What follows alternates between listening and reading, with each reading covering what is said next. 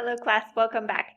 Today we're getting into the content of your cover letter.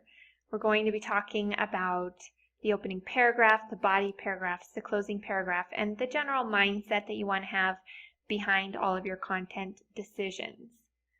So in the opening paragraph, just as a brief summary of what that purpose is and why it's there, is to introduce yourself and show that you've researched the company you are applying to work for.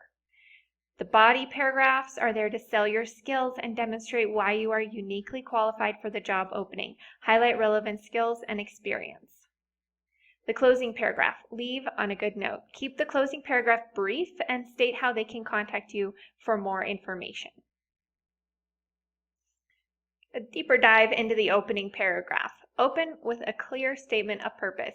You can, in this section, add a tactful name drop if you have contacts at that organization already, but it should be clear. So an example might be, I am writing to apply for this position. Just absolutely straightforward, say that. That is your purpose.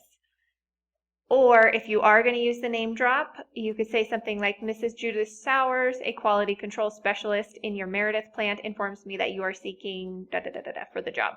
So if you do go the name drop option, do not make the point of this sentence, you should hire me because I know Mrs. Judith Sowers.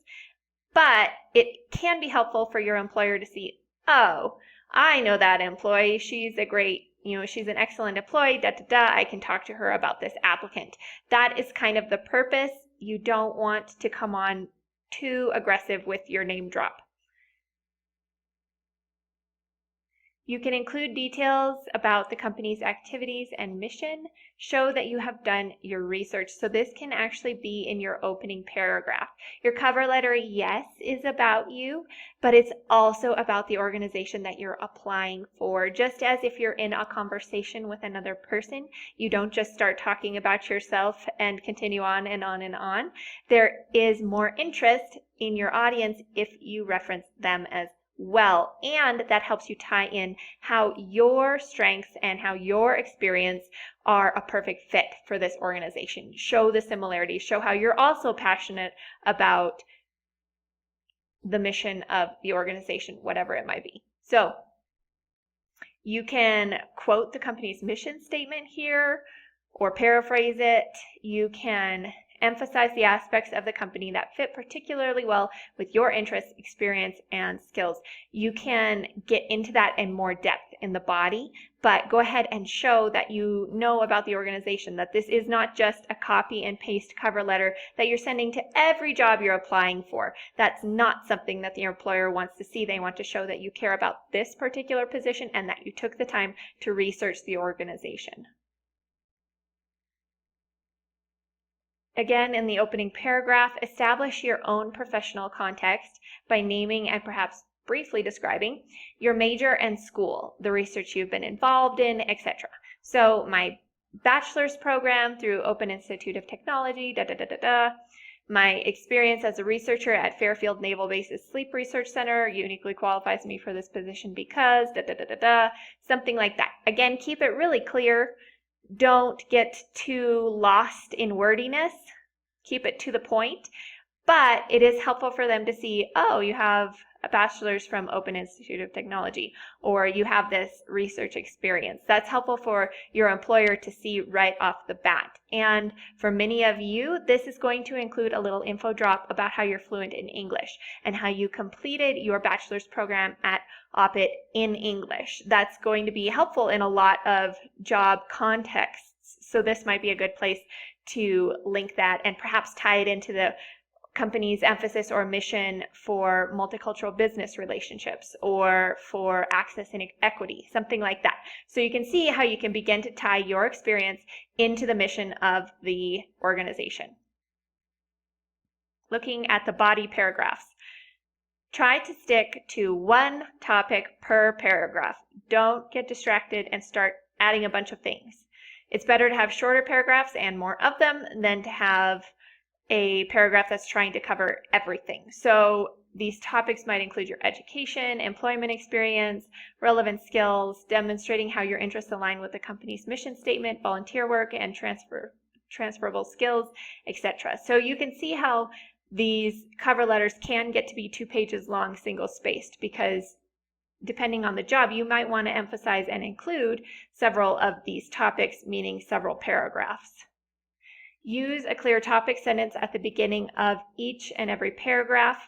Those sentences make it easier for your audience to read your cover letter, and they help you in your writing process keep your writing organized. This is going to be about education. This is going to be about job experience. And it doesn't have to be so very blatant. This paragraph is about, don't write that. But as we showed in the previous examples, you can be clear and to the point without it sounding like you just copied the sentence from your outline. Provide concrete examples. Provide evidence of your work ethic and success. You can reference courses, projects, theses you've written, or internships you've completed. Those are all good things to include.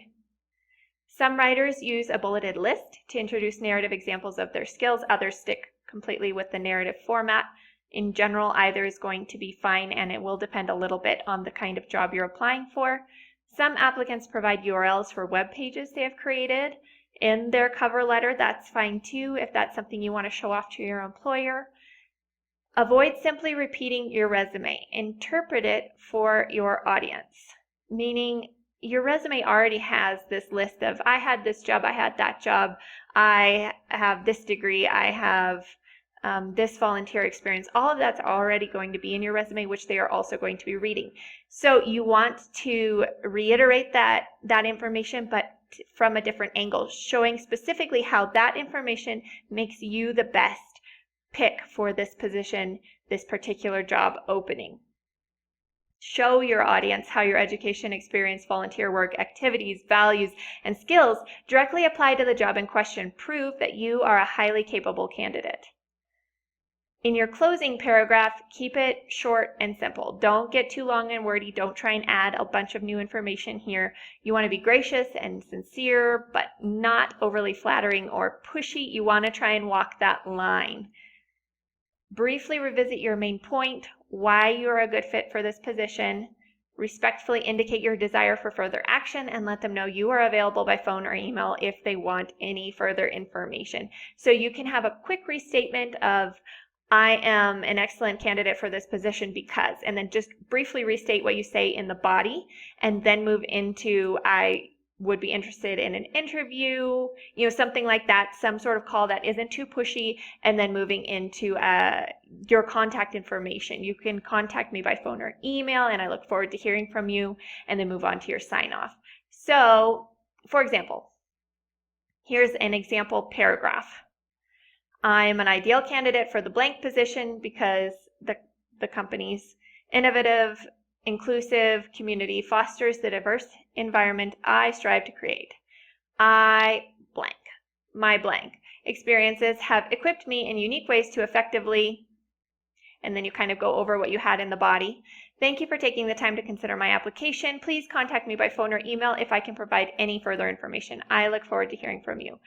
Your sign-off could be yours respectfully, sincerely, something like that, a formal sign-off. And then you're going to go into your name as we talked about in the formatting video. So as a mindset behind the cover letter creation, here is a quote that I find helpful. Being a successful job seeker requires a particular frame of mind.